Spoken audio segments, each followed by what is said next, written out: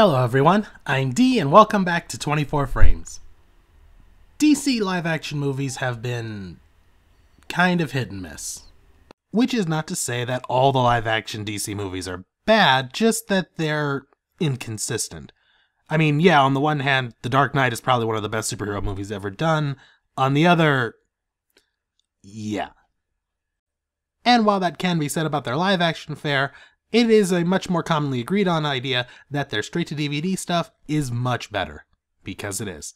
So, today, allow me to talk about my top 5 personal favorite DC animated movies that went straight to DVD. And most of which probably should have gotten theatrical releases. It is Persephone who has failed us. It seems, daughter, your journey will have a second purpose.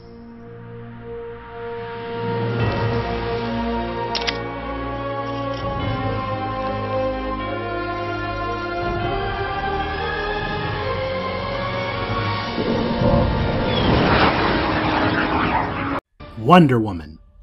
Let's get this out of the way now. I love Wonder Woman. I want more Wonder Woman. I want a good Wonder Woman movie. Please don't suck. Please don't suck. Please don't suck. Right now, all I really have is a good solid run on Justice League, old 70s TV series, the Gail Simone comic books, and a pretty decent cameo on Young Justice. But I also have this movie, which is just a good, solid introduction to people who have never really known Wonder Woman. It has issues, naturally. It falls into the same problem that a lot of stories do when they tell Amazon stories. That is, turning the Amazons into nothing but a bunch of man-haters. Which I don't appreciate, because they're supposed to be like this great advanced society with high culture, but, you know, let's be honest, it's nowhere near what they've done to the Amazons in the New 52. God, have they messed this character up. But you know what? I still have this movie. I have a great villain, I have good action scenes, I have a good main protagonist with a relatively nice, if somewhat cliched character arc. It's engaging, it's fun, it's solid. God, I wish the comic was better. I'm just gonna keep pretending that the Gail Simone comic is the actual canon run and it's just in long hiatus. It's the ring. It has chosen you. Take it.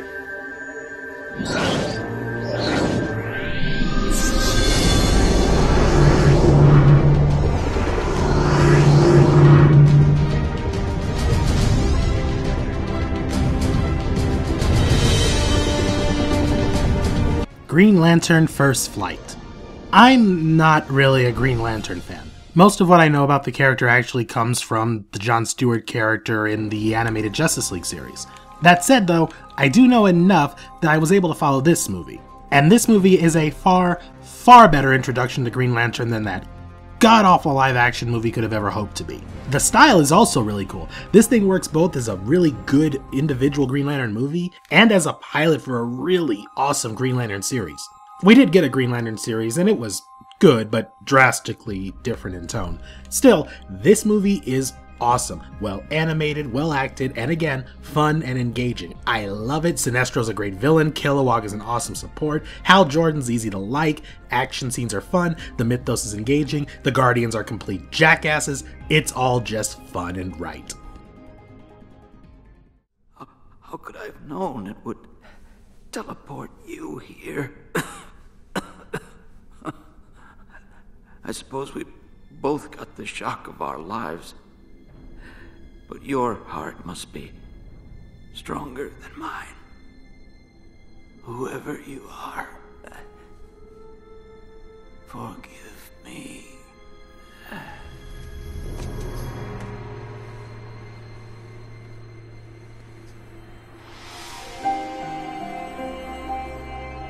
Justice League: The New Frontier. Okay, this is a fantastic story. Has a beautiful aesthetic that draws from Jack Kirby and the Fleischer Superman cartoons. It's a great origin for the superheroes of the Justice League set in a great time period. It touches on McCarthyism. It's a great story. So why is it number 3? Because, put simply, the book was better. Unlike the movie, The DC New Frontier graphic novel is not just about how the Justice League forms to fight an enemy. It's an expansive story, talking about the ideal of heroes in an era that had a lot of internal fear and mistrust. The movie is only 70 minutes long and doesn't have time to focus on all that extra stuff, so it kind of picks the core plot line and just kind of runs with that. And it's not bad, it's still tons of fun to look at. I love looking at these characters in this time period. Superman works very well in this time period, as a matter of fact. But it's just not as good as its original source material, which I have, in a hardcover, that I will one day take to the writer Darwin Cook, and I will have him autograph it, and then I will hang it in a mantle over my art desk, where it will inspire me for all eternity. But the film? Still tons of fun, still beautifully written, and still touching on some of the deeper elements of the book if it can't go as detailed in. Totally worth watching. Okay, kiddo, I gotta go. It's been fun though, right? Well, maybe a smidge more fun for me than you. I'm just guessing since you're being awful quiet. Anyway, be a good boy, finish your homework, and be in bed by 9. And hey, please tell the big man I said hello.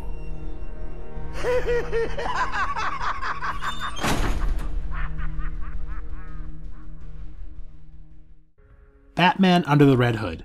The death of Jason Todd and the rise of the Red Hood is a fairly convoluted story that spans several comics, so they had to kind of streamline it to make it into a single film, and they did it beautifully. This film is wonderful. Got a nice little cameo from Nightwing, a genuinely dark and sad story for Batman, great scenes with Black Mask, and Joe DiMaggio's Joker is wonderful. It's just so good. This is another one of those ones where I was like, can we make a Batman series based off this storyline? Can we do that? I would like that. Can we get the same cast? Because that would be awesome.